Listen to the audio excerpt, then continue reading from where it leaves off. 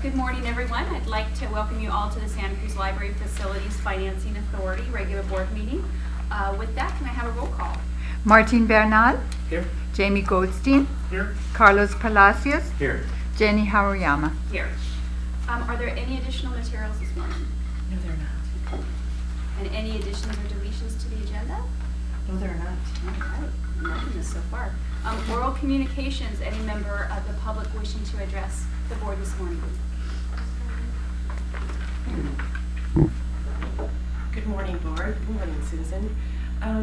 Since this is the Financing Authority section of the meeting, I'm talking about financing.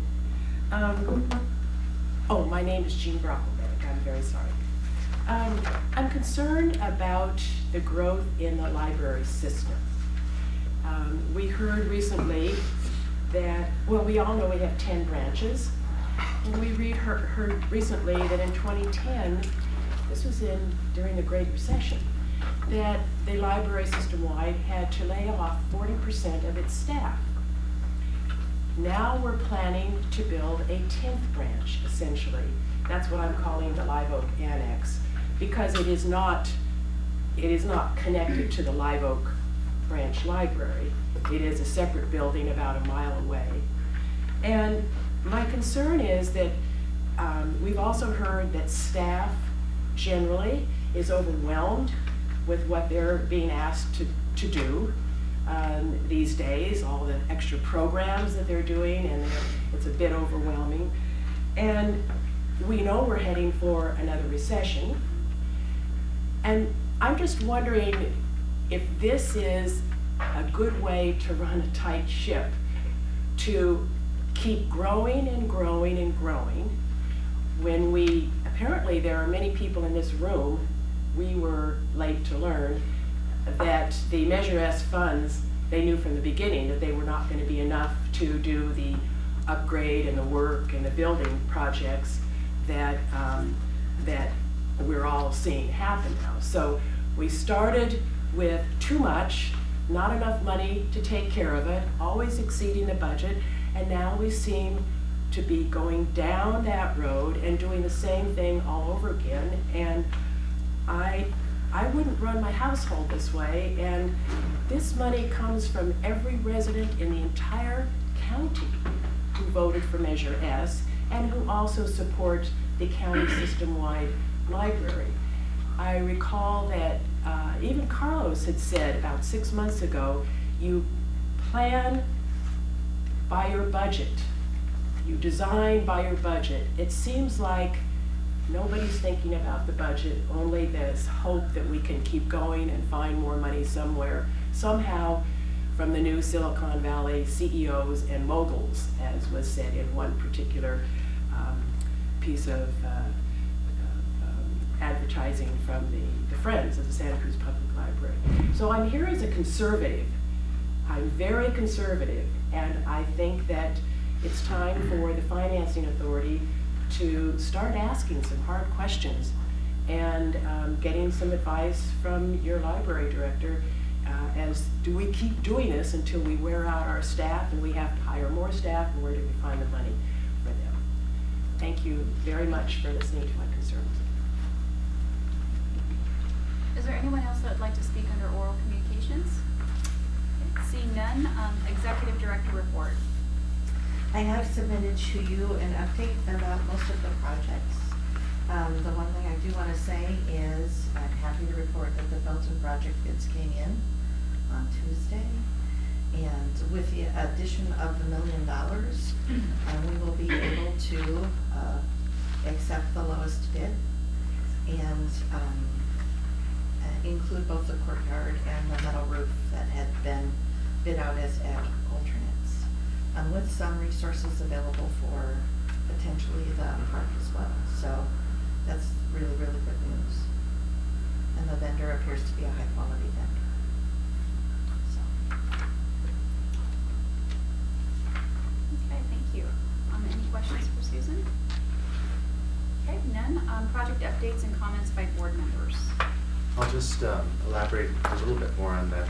The Felton bid came in, I believe, 6% over the engineer's estimate, so that was very good news, because based on the prior projects, we were very worried, but that's as good as you can get. And so as Susan mentioned, it's definitely buildable with the resources we have, and with the new resources, we're going to be able to do all the alternates, as well as the park as well, we feel. And Jamie, the one thing I'd like to say to you is, you've gone first. As a result of the bid package for Capitola, the design team actually did some value engineering before going into the bidding process. So we are learning from one another, and I apologize that you had to go first, but it did help us bid the project out. How many square feet is Felton, and what was the construction bid? Do you recall? 10 million, construction. It's like 7.76. 7.6, the engineer's estimate. 7.6 was the engineer's estimate, so the bid was 8.1. 8.1. And it's 8,000 square feet? It's just over, it's I want to say somewhere around 8,500, 8,300. Okay. It's still coming About $1,000 a foot. So in it was- $1,000 a square That's foot. weird.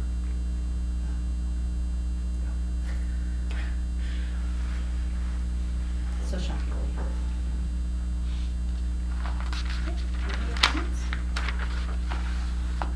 All right, so that takes us to the consent calendar. We have 2 items. Is there a motion or discussion? I would move consent. Okay. Second. Okay, it's been moved and seconded. All in favor?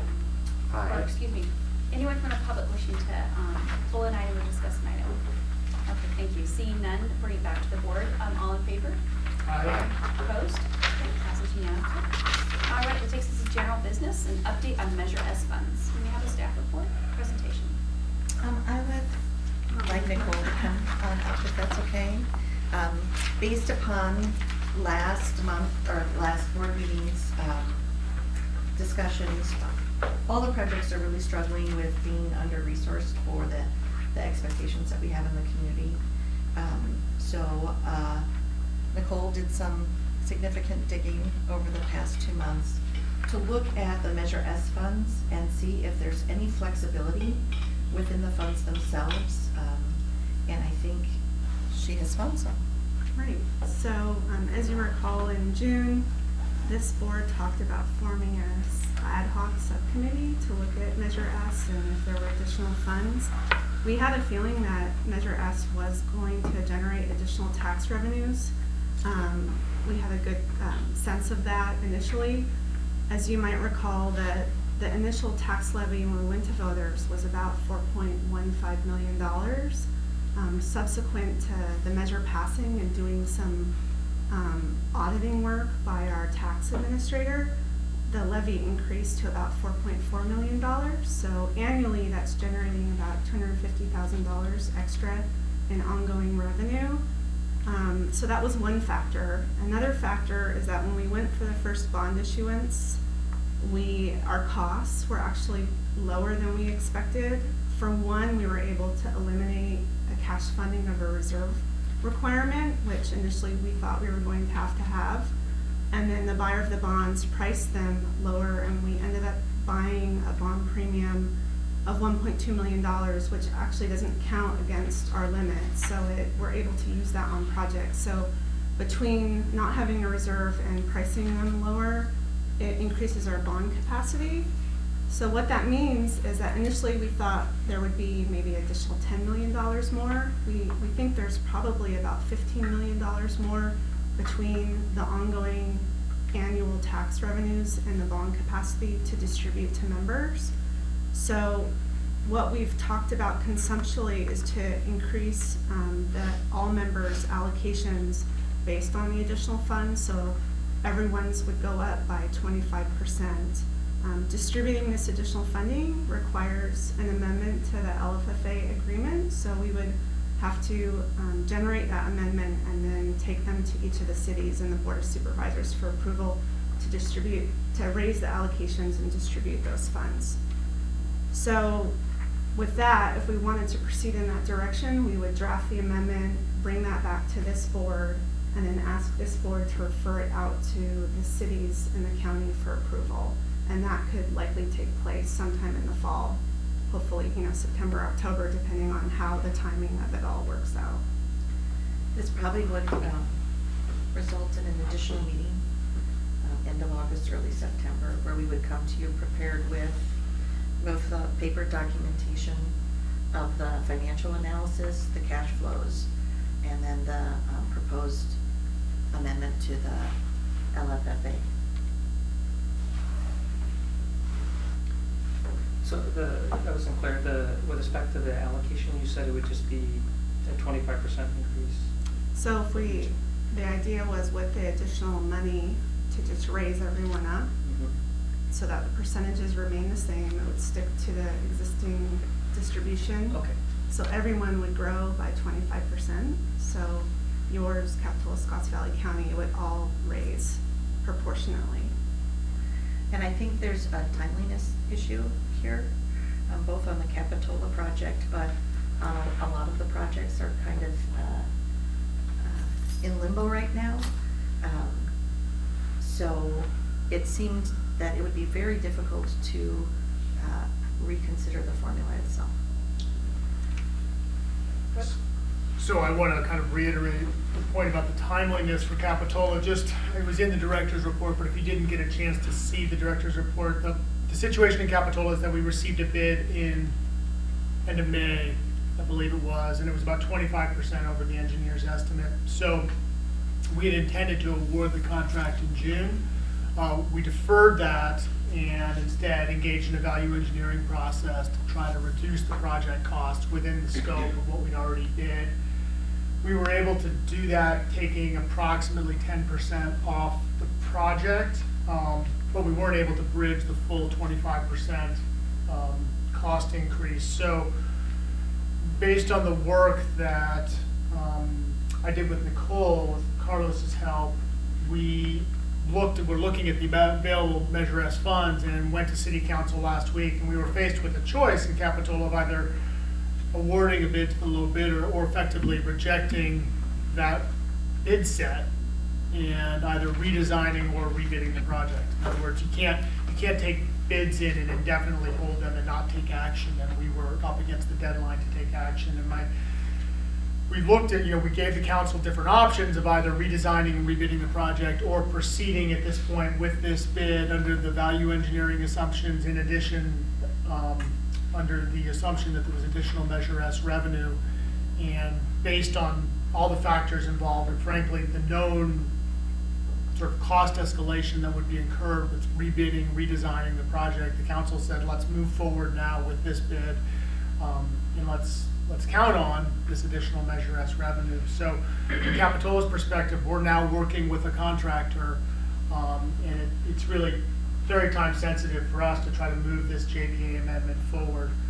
And I fully support staff's recommendation to take a relatively simple JPA amendment through the various city councils and the board of supervisors in this fall. And I would hope that maybe we could get together the last week in August to consider that actual language of the JPA amendment as a board and have a quick meeting to recommend that to our city councils and board of supervisors.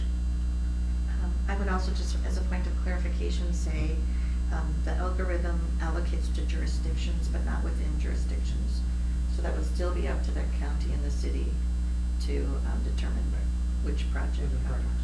And I would just add that if we do come back at the end of August, having the cash flow and the bond expenditure plan might take a little bit more time, because I need to work with each of the cities. I mean, for Capitola, I know what they need when, but for Scotts Valley and Santa Cruz and even our county projects, I would need to kind of work on the timing of when you need your funds. And so with the end of August, with agenda deadlines, that might not leave enough time. So we could do the amendment separate from the cash flow, or we could do them both together. It's up to you, but doing them both together, I would say sometime in early September at the earliest. I would Well, first of all, this is really good news. This is the good part of a booming economy is that, and we know the negative sides of that with regard to affordability of housing, but in terms of, this is because basically the real estate market is booming and therefore valuations are coming. And also which means, first of all, that we're much more secure and low risk for bond holders because of our strong economy. And therefore, that's why we didn't have to have a cash reserve. And then also just valuations are higher. And so we're just bringing in more money. So we're gonna be able to allocate 25% more to the projects, which is just great news for the projects.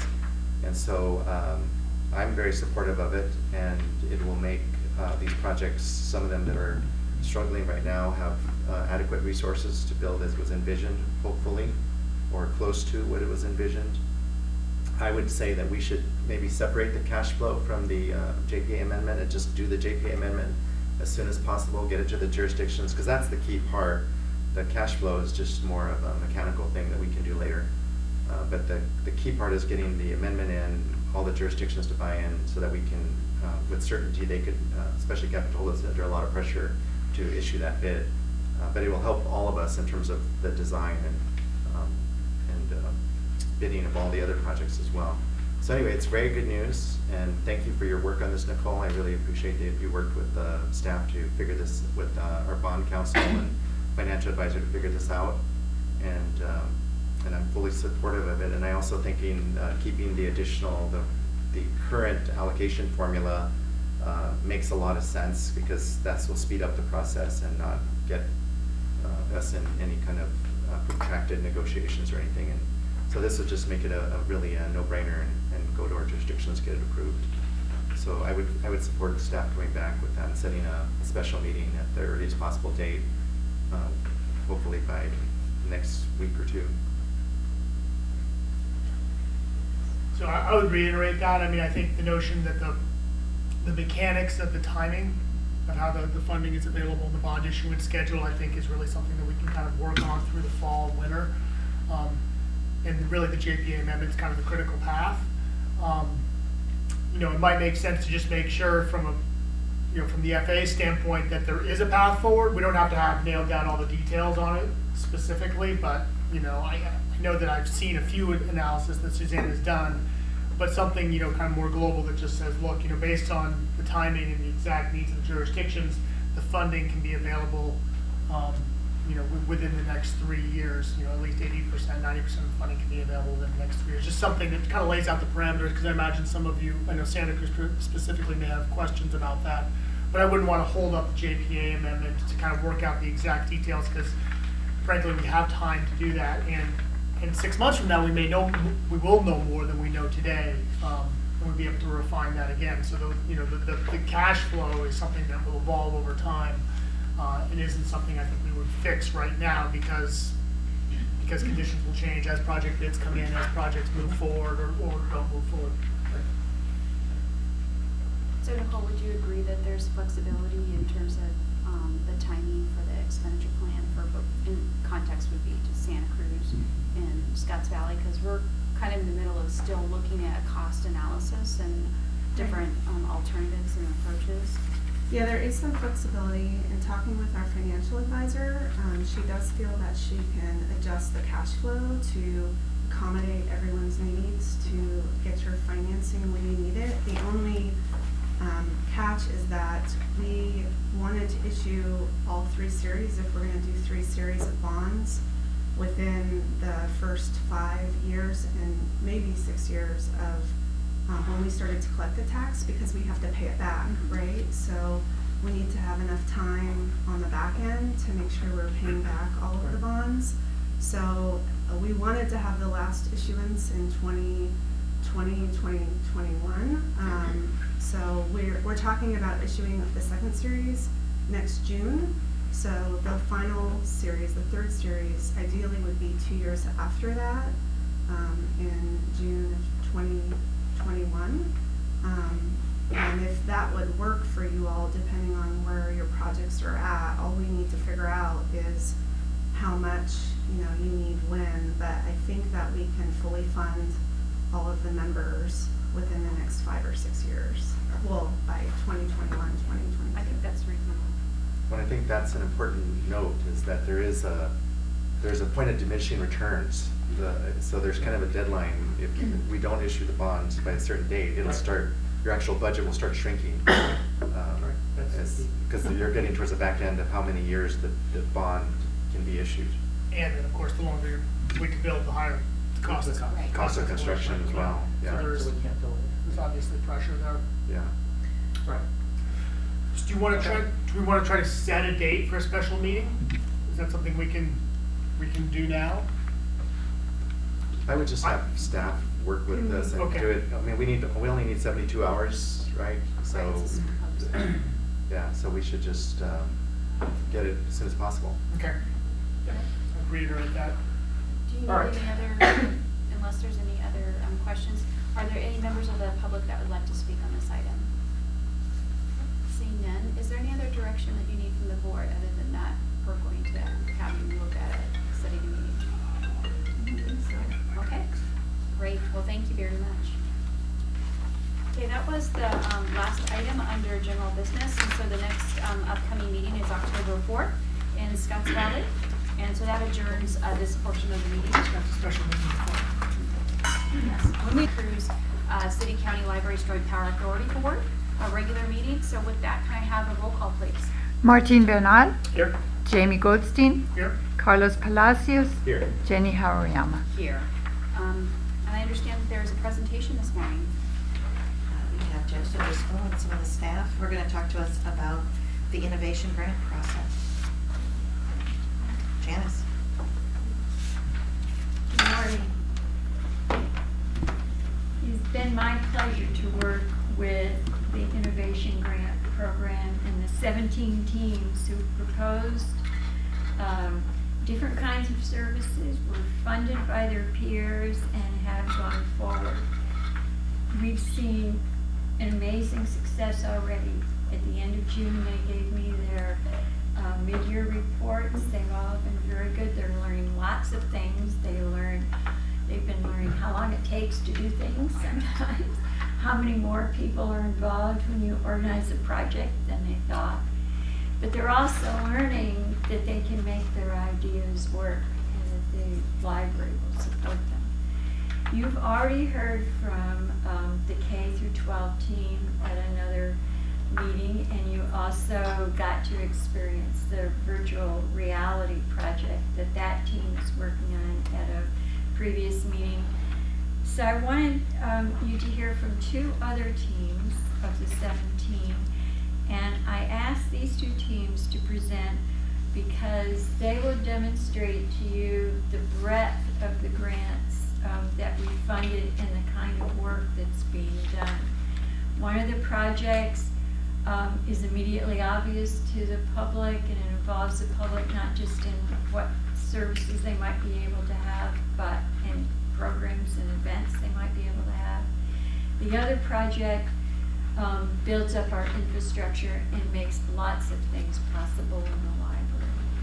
So I'd like to begin with our first project. It's called Reach for the Stars.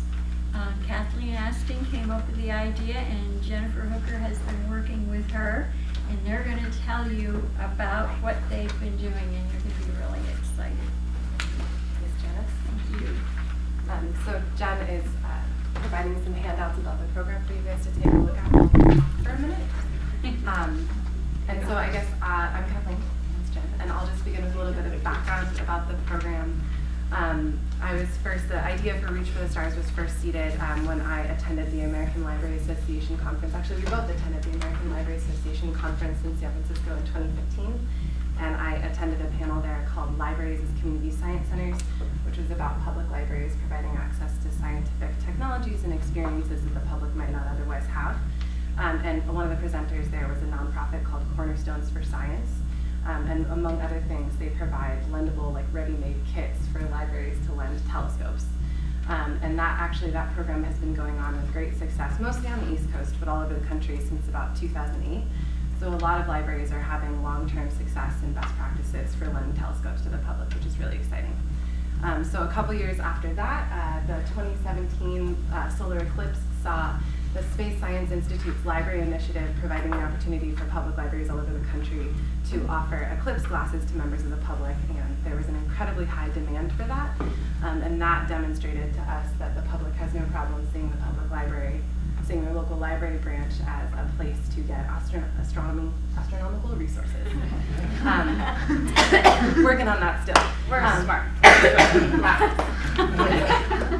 But anyway, so a couple months after that is when library leadership announced the opportunity for the innovation grant, which was really exciting. And Jen, who was already doing a lot of really exciting innovative programming in her work, approached me, because I'd been whining about telescopes for years, about collaborating on this opportunity. So we wrote the grant, and we're really excited about providing kind of the first opportunity for SCPL to have realia, or lendable stuff. So one of the really exciting things about these telescopes is that not only do they exist and you can use them through the library, but you can also take them out from the library, which is really important when you think about things like light pollution and exposure to different sorts of things you can see in the sky. So after we were successfully awarded that grant, which was very exciting and which we really appreciate, we were awarded $1,400, and $1,330 of that went on 3 telescope kits that we ordered from Cornerstones for Science. We wanted to go with that opportunity because we're not astronomers, and because this organization has a depth of time knowledge working with libraries to support these programs. Their kit came with an Orion Starblast 4.5 reflector telescope, which is depicted in the handout we gave you. It's a really great, like, standard grab-and-go entry-level telescope. You can see really cool things, but it's also not too complicated to be able to see those things. And so my favorite picture is in the top right corner. That's actually Jupiter and 2 of its moons that we saw at our first, 3 of its moons that we saw at our first telescope event, which actually happened in May in this room, and then we went outside and did some stargazing and saw that, which was very exciting. So the kits include the telescope. They include a little fanny pack that has a guide to using the telescope, a guide to the night sky, a lens cleaning pen, and then also a headlamp for with red light, so you can use those resources and not kill your night vision. So it's really complete. So once we got those, we worked with SCPL staff, because Cornerstones for Science also suggested a bunch of different policies for libraries to use and procedures to make this work. And then we worked with library staff, particularly Christine Campbell and Sarah Harbison, to customize those procedures to the public library here. And then we did staff training on how to handle these materials and how to talk about them, and then got feedback from them. And we're hoping to incorporate more staff feedback into how this works going forward. And then we also designed a lot of programming, which Jen is going to talk about. Yeah, so in order to generate excitement about telescopes, rather than just say, here's telescopes, you can check them out, end of list, we decided to create a series of programs and bring in amateur lecturers, or amateur astronomers, to give lectures about a variety of topics having to do with astronomy. So to start off, we had 3 programs that we scheduled, 1 per month. We brought in a different lecturer for each one. So the structure of the program was about a 45 to an hour long lecture that was geared towards all ages, and we had all ages attend the programs. We had a space virtual reality program running, so after the lecture was over, people could go, and you'll see in the bottom left image of that little collage, people trying out flying through space, seeing Jupiter up close, seeing the sun up close, and just getting a really different exposure to space rather than just looking through a telescope. We had crafts for younger kids, so I've also given you a DIY star chart that you can take home, and maybe one day if you check out the telescope, you'll remember that. And that essentially is something that kids can create, and adults can take home and have something where they can see what constellations are in the night sky at any given point in the year. We also had a hands-on opportunity with the telescopes during this program. People could come, they could look at it, we could tell them how to use it, and then once it was dark enough outside, we would all take the telescope outside and have an opportunity to look through it. So we had 3 programs, one at Aptos, one at Downtown, and one in Boulder Creek. Each of these had roughly 20 attendees, which for a weekday evening is fantastic, especially up in Boulder Creek. We had all ages, a range of diversity of attendees, and I think the most exciting part was that we had people asking, when are there going to be more? When are you guys guys going to do another astronomy program? So it's been widely popular. We've gotten inquiries in addition to the programs. We did a social media campaign where we asked people to help name the telescopes because generic numbers are not as exciting as having named telescopes. So we ran the social media, what do you call it? Campaign. A campaign, yeah, for a couple of weeks, and we got tons of entries. We got entries in branch as well as online, and we ended up naming the telescopes Jemison, after the first African-American astronaut, Herschel, after a brother and sister team of astronomers from the 1800s, and Jump Cannon, after Annie Jump Cannon, who is responsible for the classification system of stars, as well as discovering thousands of stars in the sky.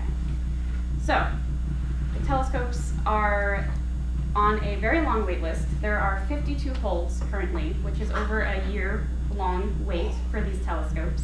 They've already circulated 9 times since our launch on May 16th.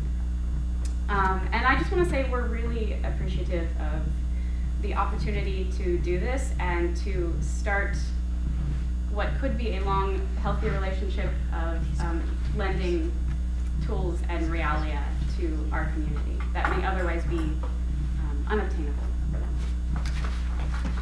And just one quick added thing before we move to questions.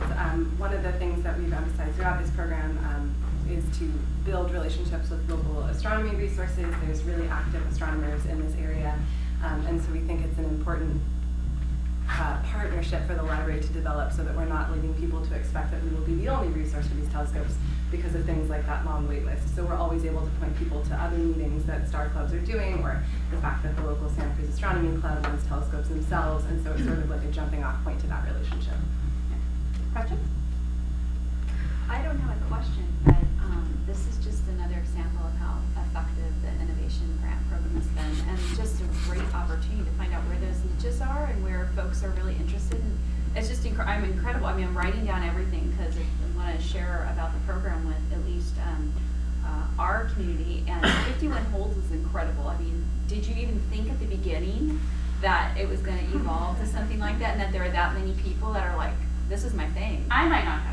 She had, you did. I should have put in a hold request of my own sooner. I want other people to have them. I'll get in line, and now I'm like, crap. Yeah. But yeah, I think that I don't know, the eclipse glasses thing really did say to me at least that people aren't going to have a problem with this expectation. They're not going to have a problem with being surprised or confused by this. They're going to be excited. So I will share a brief anecdote. One of my colleagues, I work at the Scotts Valley branch, and one of my colleagues, he was one of the first people to check out the telescopes, and he has 3 daughters. And he had the telescope checked out, and I asked him, I was like, how's it going? Like, have you even taken it outside yet? He's like, the girls ask me to go outside every single night because they love using the telescope. So, it is worth it, trust me. Well, fantastic work. Thank you so much. yeah, thank you. I'll just point out that Orion Telescopes, their national headquarters is in Watsonville. They are in Watsonville. Yeah. They have not been super interested in a more direct collaboration. We've talked to some Cornerstones folks. I think we have talked to them directly, and they're like, this is cool, but they're not. We would love to explore that relationship if you have any connections or tips.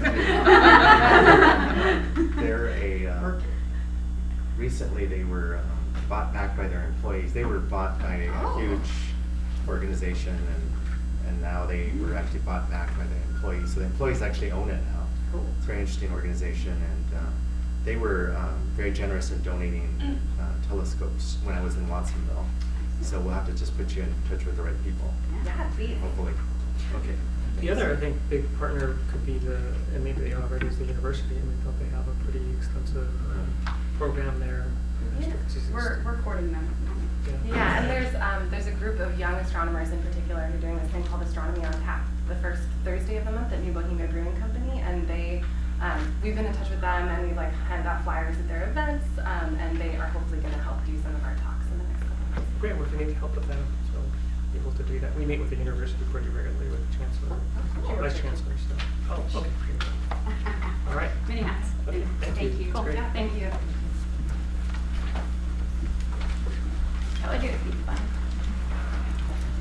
This next project is also fun in a different way. This project is a project that will help us move forward in all of our services and all of our programs. It's an infrastructure project. Jessica Goodman, David Addison are here to represent the team and talk about the work that they've been doing.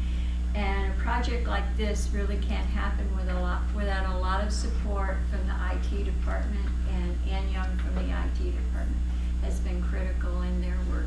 So I'm going to turn it over to Jessica. Good morning. So we're going to talk about our innovation grant project, which, as Jen said, is an infrastructure project. And it's to incorporate 2 software systems into our operations to help support what we do. And the software systems are from a vendor called Springshare Systems. One is called LibCal and one is called LibCaptures. So in public services, there are 2 really key things that we do.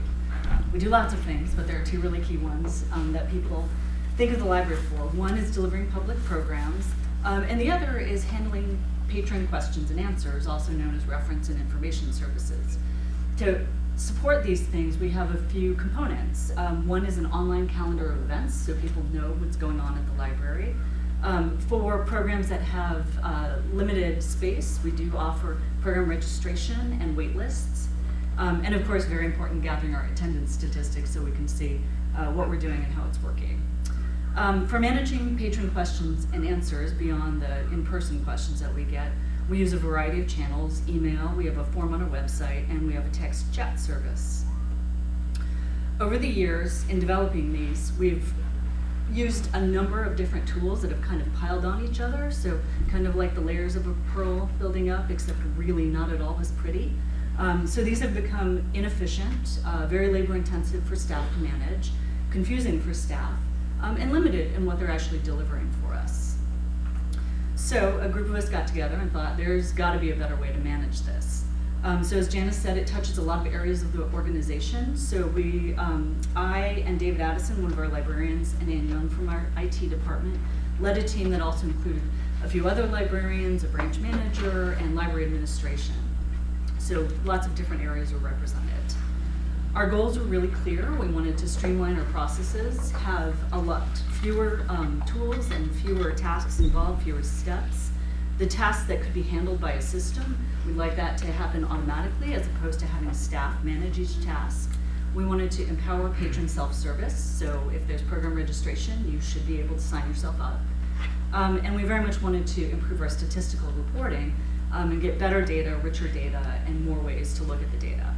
And we wanted to do that so that we can focus on actually delivering those programs and answering those questions.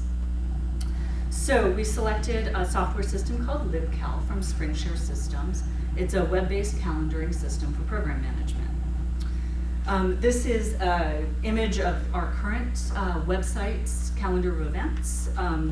It works okay. It's got a lot of text and some links. It works fine on a desktop computer. Really, really challenging to read if you're on a smartphone. On the back end, we're managing registration and wait lists and attendance through a bunch of spreadsheets, lots and lots and lots of spreadsheets, which gets very confusing for staff.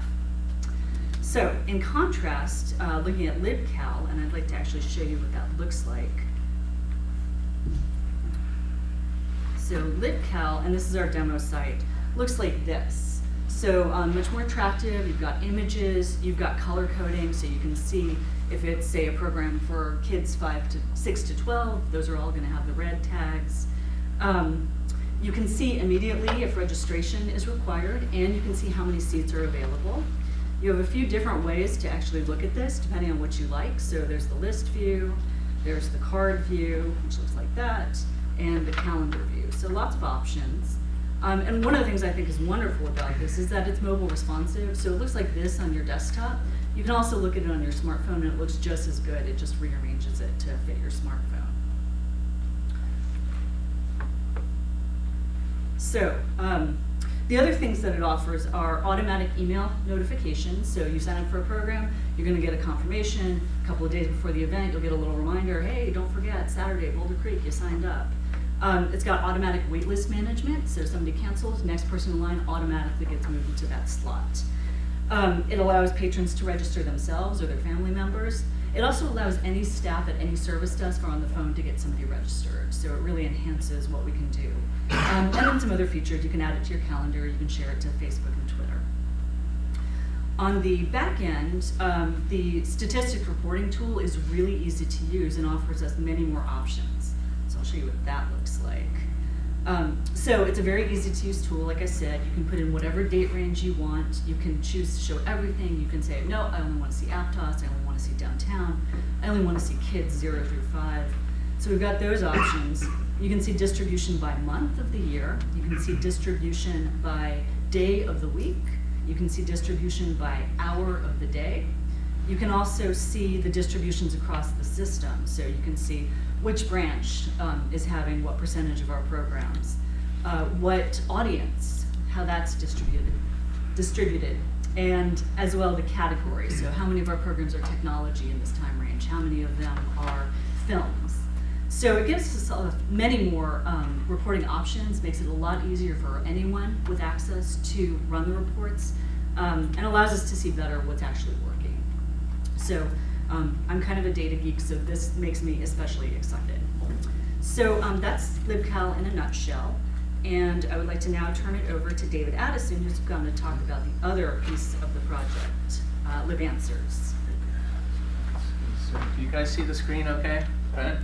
It's about half the size of our previous screen that was up there waiting for replacement. Good morning. I'm here to briefly tell you a little bit about the second part of SpringShare LibAnswers, which is a system-wide reference tracking software.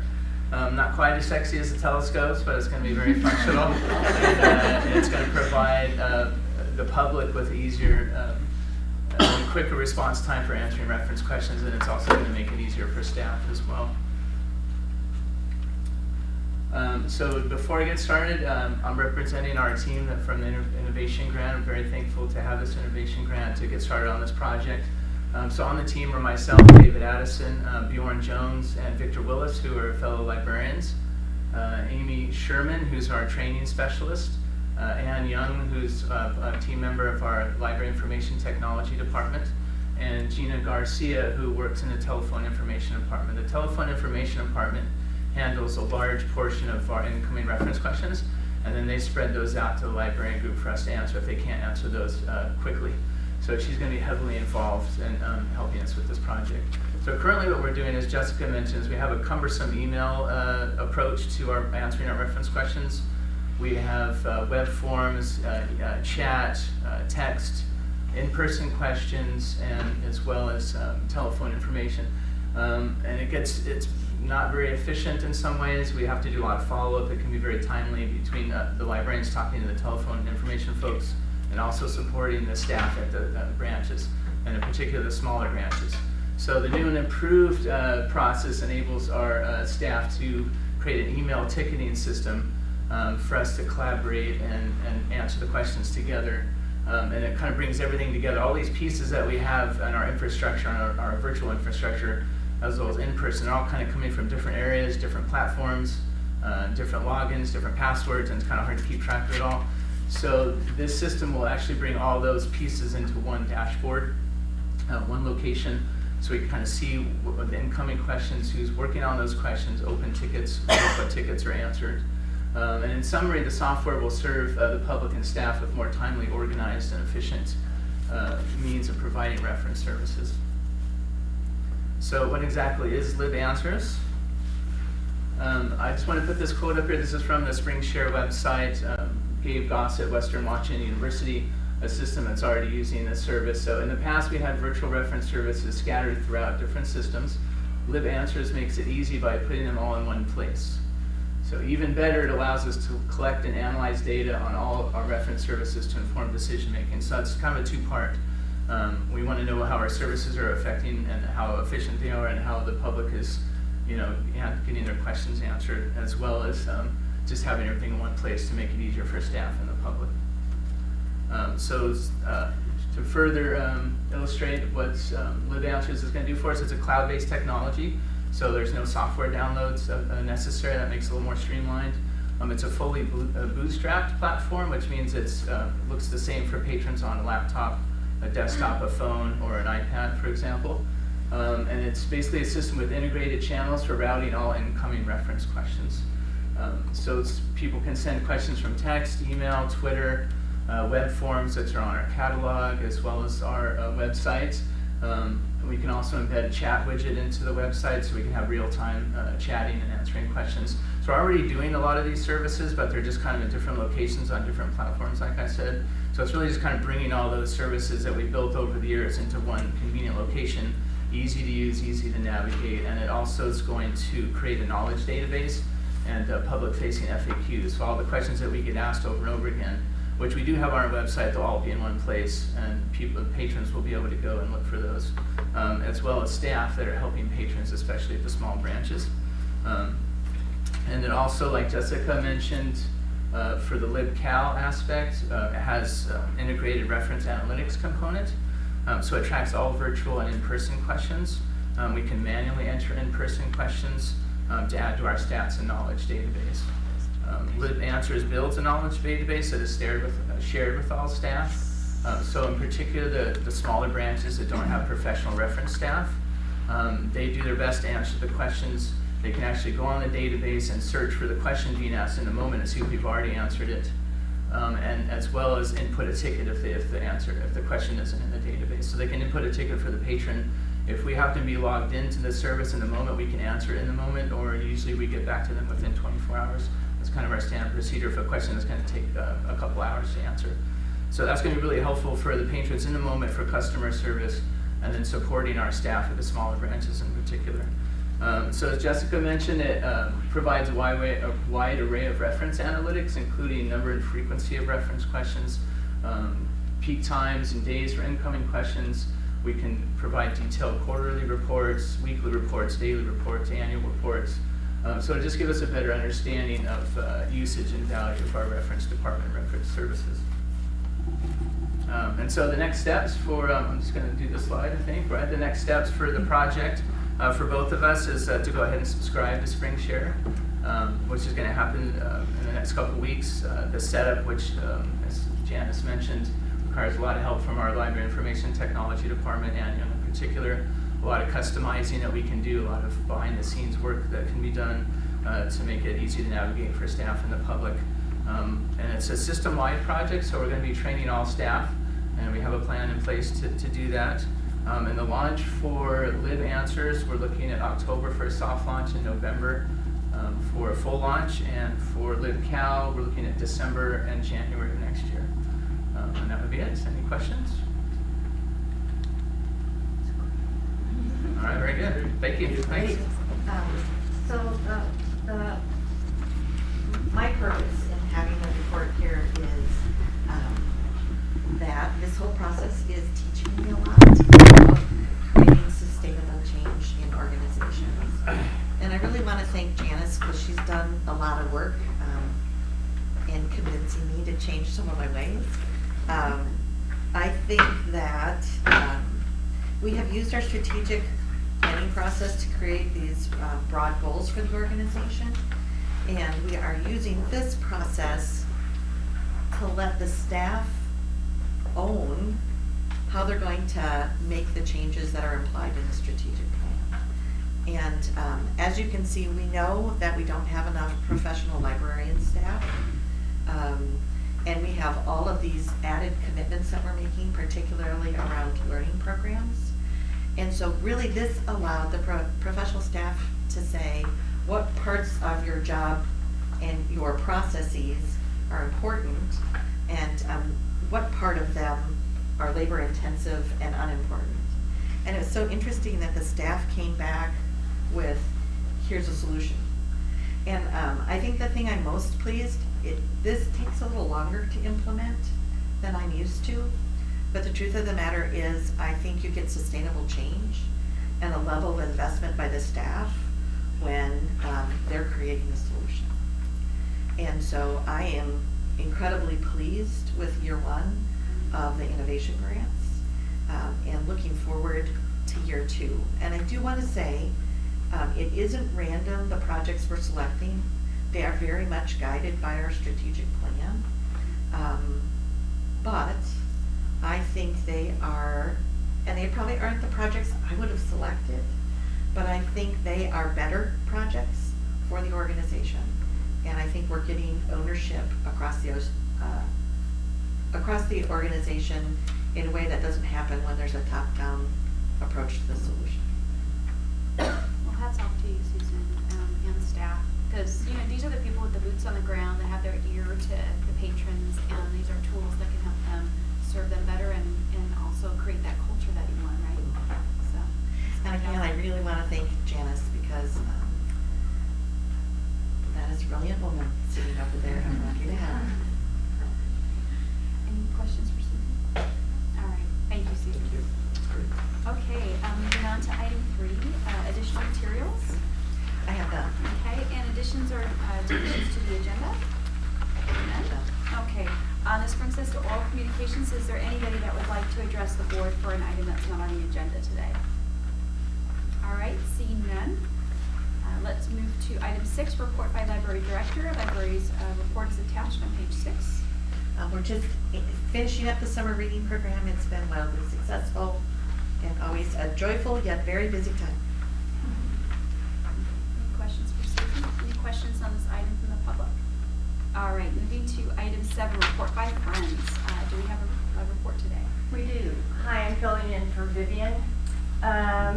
Quickly, the Friends, since we last met, have purchased Botley robots for the libraries that allow programming for kids as young as 5. We've had several author talks that the Friends have done at La Selva Beach, Aptos, and downtown. We continue to fund supplies and equipment at Scotts Valley for their makerspace. Friends are working on advocacy for the downtown branch, including some open houses to get some information out and support the programs. And we're working on the building campaign with Boulder Creek and La Selva Beach and supporting Felton as well. And I have some really great new promotional materials for the building campaign I'd love you to have, and I'm happy to answer any questions. Do I forget anything, Susan? Sounds good to me. Okay.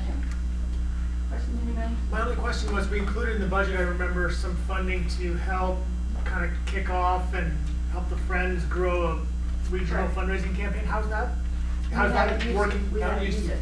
Okay, Second tier. okay. If we need to, we will, but I think our idea is The goal is to probably not. not. Oh, And since I have your attention, we're also having a special thing in La Selva Beach this weekend, and, you know, books and brews. Thank you. thank you. Good combination. That's great. It's good to see this kind of added energy and effort. Yeah, exactly. Books, brews, and bikes. Thank you. All right, thank you very much. And then do we have a report for the commission? The Library Advisory Commission did not meet this past 2 months and will meet in August. All right, very good. Comments by board members? Any additional comments at this time? All right, none. Moving forward to the consent calendar. Is there any member of the audience or member of the board that would like to remove an item from the consent calendar? Okay, seeing none, do I have a motion? So moved. Danny, did you want to I'll second it. I was just gonna ask a little bit about the Felton, the naming policy. How has that gone in developing that, Carlos, with Felton Friends and? Felton Friends have done the primary work on it. Ultimately, it has to go to the supervisors as well, but it has not gone first to the supervisor. Oh, okay. Okay, so this is its first stop. All right, so it's next step. All right. Okay. Very well. Wish them well with their naming opportunities they've identified in there. Okay, we have a motion, a second on the floor. All in favor? Aye. Aye. Opposed? Okay, passes. That takes us to general business. We have 4 items, and we'll start with the Urban Libraries Council Statement of Commitment to Racial and Social Equity. And that is on page 64 of your packet. This is the second time you've looked at this. This is something that libraries across the country have committed to. I also have included a letter by Mayor Terrazas in support of this policy. Are there any questions by the board for Susan on this item? None? Okay. Are there any comments from the public that would like to be made on this item? Okay, seeing none. Direction from us, you just need us to have a motion to approve the policy? Yes, please. Okay. Is there a motion? So moved. Okay. Need a second? All right. We've got a motion and a second. All in favor? Aye. Opposed? All right, passes unanimously.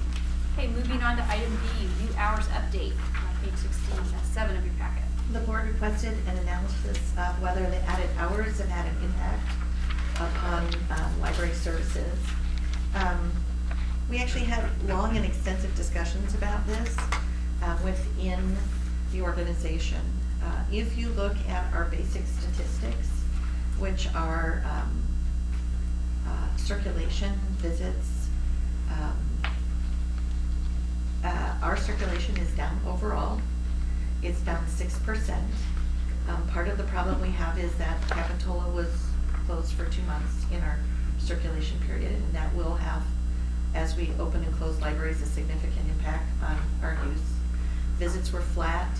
Nationally, what we're seeing is circulation is down about 4%. I think what we got into internally was a discussion about what is success, and in our long-term strategic plan, we believe that we want to show you an increase in use as a result of the investments in the library. And we got into an extensive conversation about whether we could do that in a single year with the variety of changes that are going on. We went back to our sort of source material about why we added hours and the kinds of things we were trying to achieve. One of the things we're trying to achieve is getting minimums at our small branches, because it's really hard to put the significant investment you have in a physical facility and then not have it open at least a certain number of hours. So last year we developed a minimum of 36 hours a week. And one of the things you do see is actually some really significant increases in use at those small branches as a result of that change. I believe it's as a result of that change. We wanted to add nights and weekends, recognizing that the demographics that we're serving, often the younger families we're serving are two-parent households or single-parent households, but where the adults are working, and that we needed to offer nights and weekends hours to serve that population. But in addition, as we get more and more into community learning opportunities, a lot of those learning opportunities occur in the evening. Particularly, a lot of our libraries were closing at 7 p.m., which really makes it so that you cannot program any of the spaces for an evening program. Though we did not see an increase in attendance in programs in this fiscal year, I have to say that we are doing a major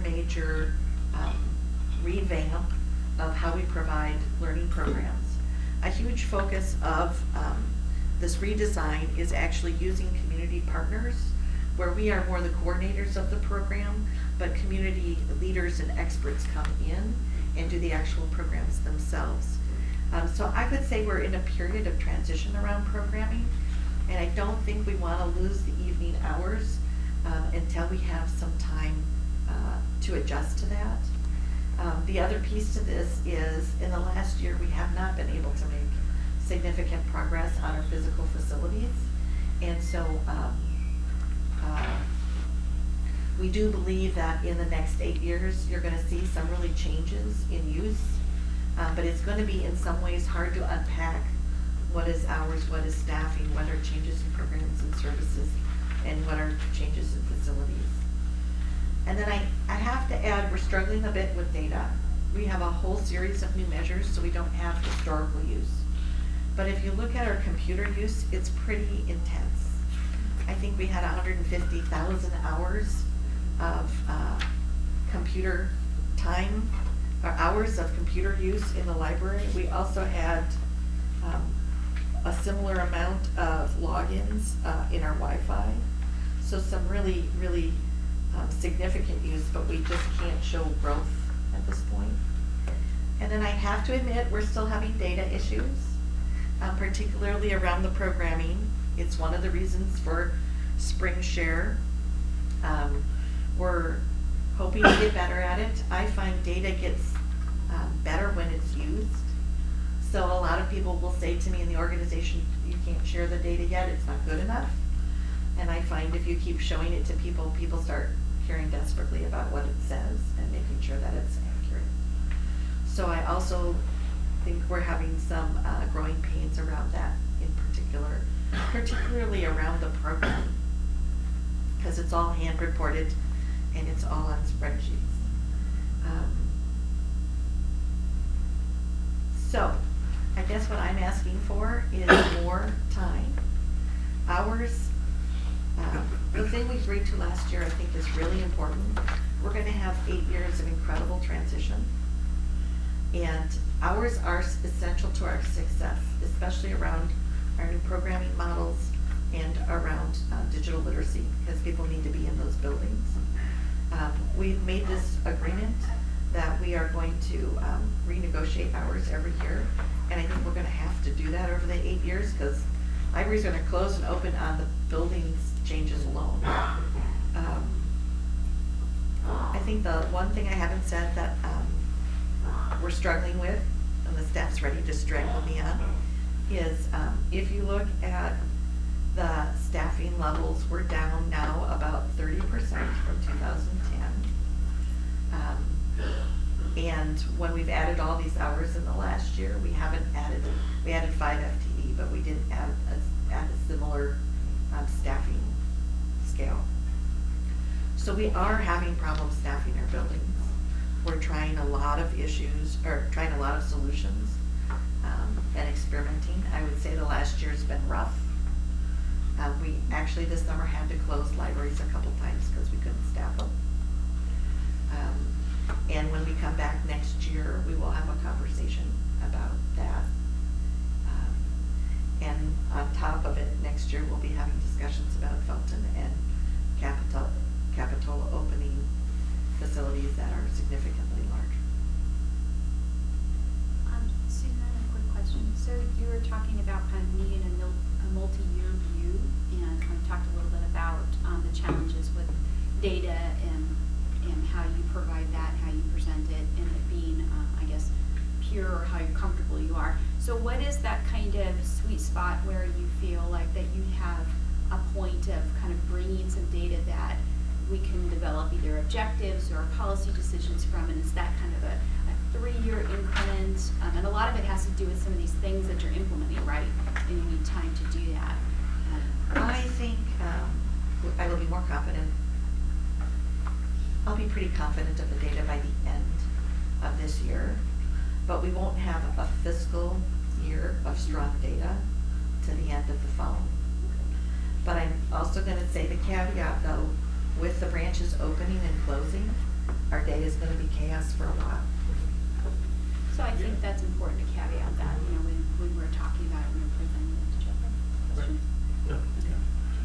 Yeah, I mean, thank you for bringing this back. This has been something obviously that when we added the hours, I really wanted to see. Obviously, it's going to be really tricky, and I can kind of see sort of a little bit behind the curtain here, some of the challenges associated with it. As we continue to do this, I think looking at the branches independently, understanding, okay, so, clearly you pull out Boulder Creek, Felton, Garfield Park, and La Selva, that the added hours, you could see changes in visitation there. My assumption is that probably means that Scotts Valley or Aptos, that maybe there wasn't a change, or the data aren't at a place where you're ready to publicly present them. So I think as we move forward, maybe really looking at the individual branches, and then we're going to see different effects, right? We're going to see that as Capitola is down, my guess is Live Oak and Aptos, independent of the hours question, are probably going to see increased usage, and so we'll just have to evaluate those different, what are the different factors that are driving the changes after different branches over time? And so we will show you the branch by branch effect quarterly in the quarterly data report. So you can see it on page 52 and 53, because that's sort of the preliminary year end. And you can see some of the subtleties you're talking about, Jamie. And then there's things I can't fix. Okay. I think you're right, it's just gonna be so hard with all the change that's going on with the buildings and all that. It's just gonna be, it's hard to really do it in a really methodical way. I think if we keep looking and we keep asking questions of ourselves, I mean, just the whole process makes you learn things. You mentioned that staffing was down 30%. You're talking, are you talking about vacancies, or you're talking about reductions in Actual FTE. reductions in FTE? Yeah. And So, and it's in the report. In 2009, we were open. what page are you on? I'm on page 68. Okay. In 2009, we had 444 hours a week open. And we had 120 FTE. Right now, we have 431 hours open, and we have 92. And is that because of vacancies, or? That was because of the Great Recession. It was all the cuts that we did in the last budget. And so, Our successors. Predecessors. so we are staffing on much Okay. fewer staff per hour open than we were. Okay. And that's biting us sometimes. I do require 2 people to be in a building to keep it open, even at the smallest branch. If there's an emergency in the building, with 1 person, I do not believe that's adequate from a liability standpoint. And that's a choice I've made that you can question, but I think that's pretty much the standard in the industry.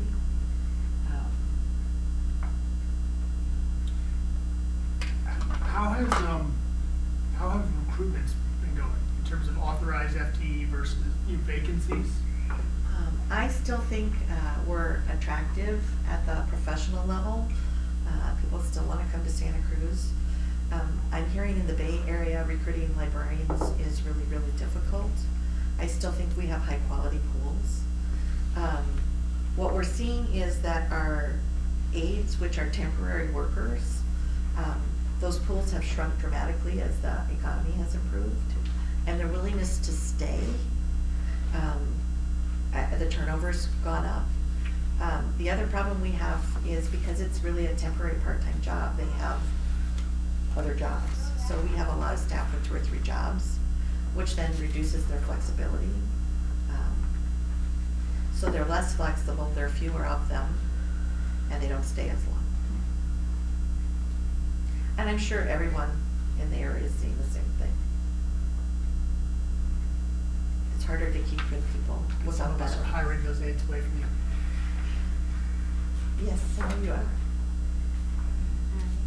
The good thing is I still think the library's been able to attract some amazing talent. It's still, I think, a good place to work. Okay, is there any member of the public that wishes to comment on this item? Yes. Yes. Just a question. Oh, I'm sorry. Could you step I'm up sorry. here, No. please? Go ahead. Well, I go ahead. Okay, thanks. I really appreciated having the packet to study before coming here, and the charts that those 2 that you held up that show the percentages, that was really helpful. I really do support the new hours, Susan. I know that's difficult, although the new hours aren't really new hours. They're the old hours before the old hours were reduced. So we just kind of came back a little bit, and I really do appreciate that. And I also appreciate the fact that staff is still down 30% from 2010. So that means fewer staff taking more responsibilities. And that's what I meant earlier, about an hour ago when I was here talking about On the staff report, I'm not sure, it's on page 51, but you mentioned one of these things. One of the bullet points says the total number of programs increased by 13%. When you increase the total number of programs, that increases the what you're asking of staff. Because even if it's an outside astronomer who comes in, staff has to be here to provide the program. So the number of programs increased this past year by 13%, but program attendance decreased by 7%. Now, I'm not sure how anybody else would read that, but what I'm reading is, especially looking at these, all of the different programs, and this is just for the children's. Events for children, this was in your packet. These are events, these are all programs that this library system is providing. It may be, the way I'm reading this, is it may be you're trying to do too much, be all things to all people, have a program for every single person that has an interest.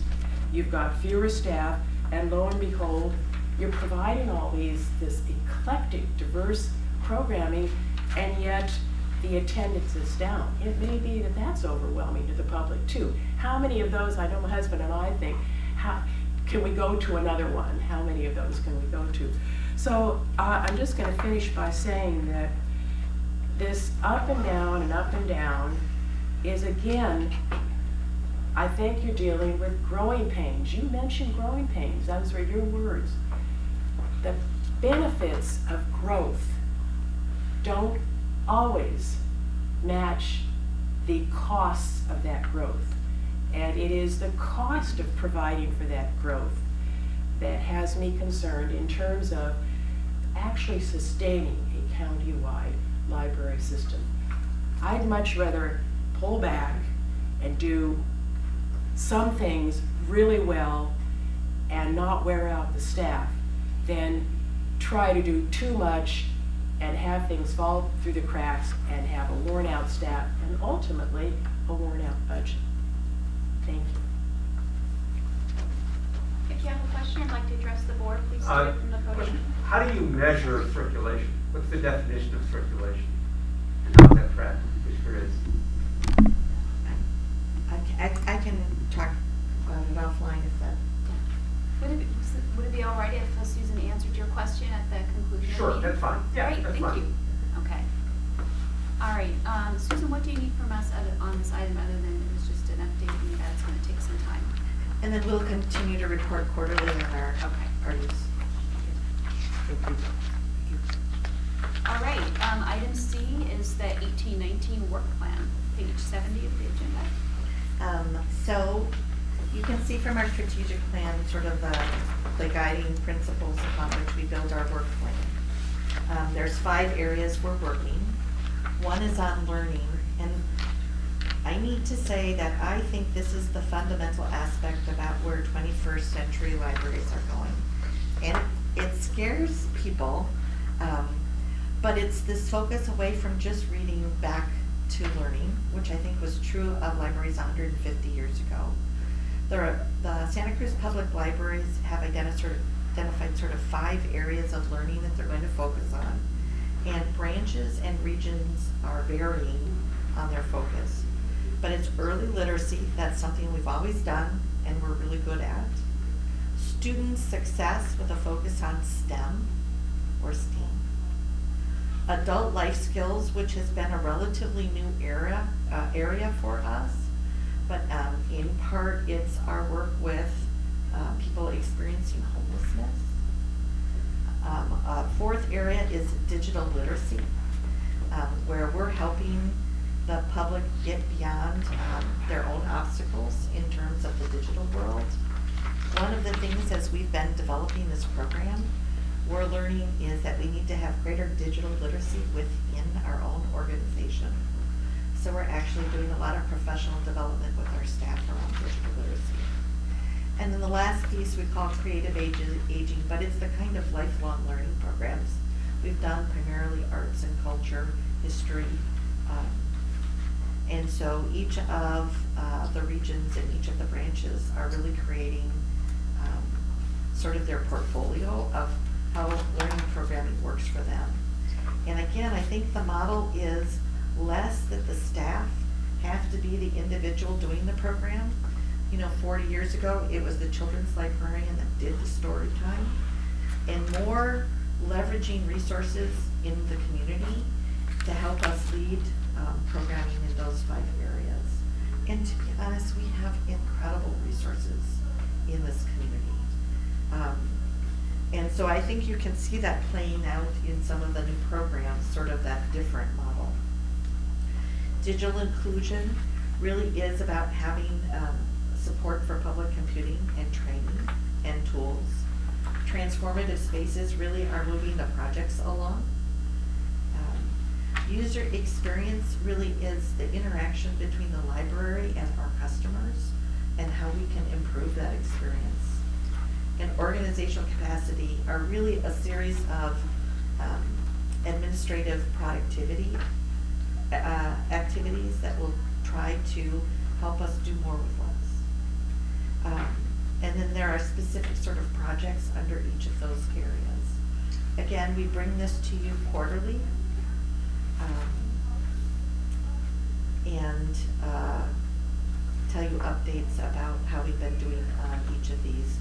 I think you'll see things specifically related to the JPA and the LFFA, particularly around policy development. We're getting some new added pressure around data privacy, so I think we might add that to our immediate needs. We're also going to be developing the leases and working on that long-term plan for funding capital maintenance of all of our facilities. Are there any questions? So, really interesting sort of developments. In Capitola, we've been looking very hard at our recreation programs. We had our longtime recreation coordinator recently retire, and so we're going through a recruitment process to replace the person who run the Capitola recreation program. And in the process of that, we've done a fair amount of self-evaluation about what our recreation program does and what the trends are nationwide and locally. And one of the really interesting things, and I will bring this to the library here and its work plan, is that I've discovered is that the nature of public recreation has really been changing over time. That millennials and Generation X individuals don't participate in public recreation programs the same way the baby boomers did.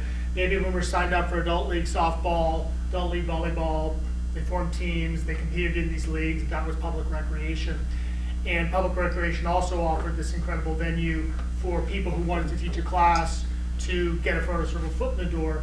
But in this day and age of social media and the internet, the barriers to entry to create your own yoga studio and advertise online is very low. And sort of the whole kind of concept of public recreation is fundamentally morphing over time in that it's less about sort of adult sports leagues and things along those lines, and more what we're seeing is the classes that tend to fill up are more sort of learning opportunities. And so why I'm bringing this up is I think we're looking at bringing in a really wonderful new coordinator, I think, who's going to help kind of lead Capitola's recreation program into the future. And I'm thinking that there's potentially partnerships between the jurisdictions and the library as the sort of the role of public recreation kind of morphs and maybe moves closer to kind of some of the things that you're talking about the programming and the opportunities that the library can bring. Maybe there's some synergies there. So it's just something to put out there as we think about the work program is I'm thinking about our recreation program and thinking about it becoming kind of more of a learning endeavor and less just about softball leagues or broomball leagues. And what I'd really like to do is in relationship with the rest of the library.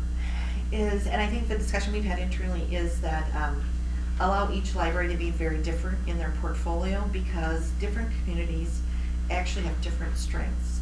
So we haven't talked about it yet, but there's a big project coming forward with Santa Cruz Parks and Rec. And what we want to do is not duplicate, we want to align. And this is true of sort of community ed kind of programs as well.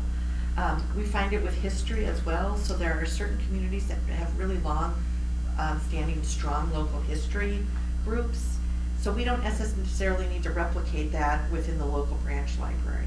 But there are others that don't. And so then that may be an area where that branch has some emphasis. I think looking at sort of the comparative advantage in the service area of providing any level of programming makes a lot of sense. Coordinating with the MA on the history aspect. And we're beginning to have those discussions. I actually met with the UCSC librarian, and we started talking about their history collections versus our history collections versus the MA's history collections. So I think there's a lot of alignment that could happen to all of our benefits. And, maybe we stay out of yoga in Capitola. We got that covered. Any other questions for Susan? Is there any member of the audience that wishes to comment on this item?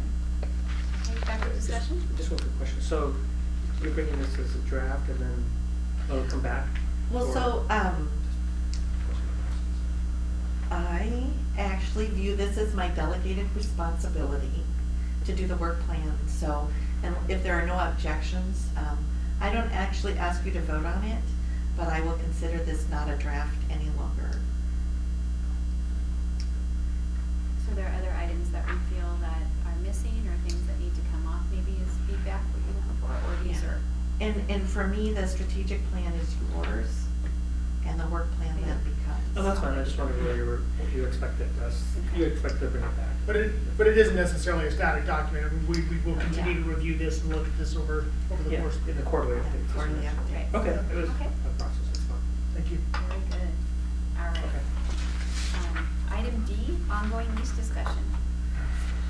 So the last thing I wanted to talk about was, we continue to work on the leases.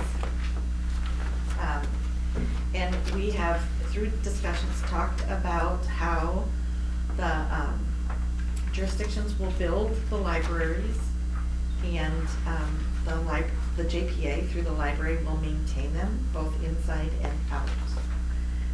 We have agreed that the library will hold insurance on the contents and the liabilities around activities within the building. We still have this question about whether the jurisdictions should insure the buildings themselves. And I'm still looking for some clarifications, but some of the buildings are insured. The county does insure the buildings, and some of the buildings do not appear to be. It may be a self-insurance. And some of the buildings may not have been worth insuring. But the concept that I just want to put past you is, I think there should be an expectation that the local jurisdictions insure the building itself, and the JPA do the contents and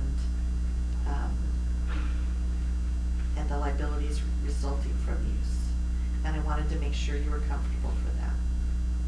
And that may be new for your jurisdiction and an added cost. Well, for Scotts Valley, I know we insure, and we're comfortable in leaving that as is. I don't know where the rest of the group is, though, on that. Jean? I don't know whether or not we actually list the library currently in our insurance policy or not. I don't think I have a huge issue with doing it on a go-forward basis, as long as we're treating, we're all doing it sort of uniformly. The notion that you may know this, Jenny, but my assumption is that the insurance, Jenny and I have sort of the same insurance plan, if you will. My assumption is that the APIP plan would probably cover damage to the interiors as well as the exterior. That if there was damage, that APIP plan would actually cover the interior. So when Susan, you said that the library would be responsible for the contents, I'm actually not sure. I think that probably if we're listing it through at least the policy that Jenny and I Scotts Valley and Capitola would have, if there was a fire, my assumption is that the contents would be covered as well. So it's just something I think for us to look at to make sure that then we're all doing the same basic sort of thing. I will look at that. Okay, okay. I'll follow up too, just to sure exactly how it's just be there, So I just wanted to make sure as we move forward on issues that we create consistency and people are comfortable with the consistency we're proposing. So then, in terms of major capital improvements over time, that would be responsibility of the jurisdiction because they're the owner of the building, or it would be the responsibility of the library because they're leasing it? Last time we talked, the decision was that it would be the responsibility of the library. And I do believe before we sign the leases, we're gonna have to look at the financing plan of that to make that, to understand fully what that.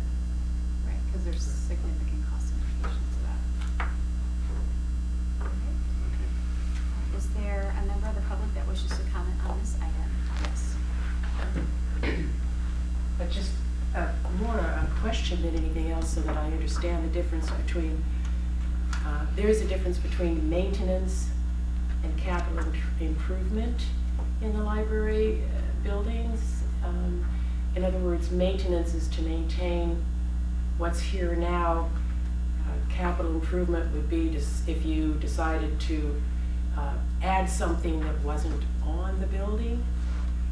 Am I getting that fairly? Or do we know? And if we don't know, I'm wondering.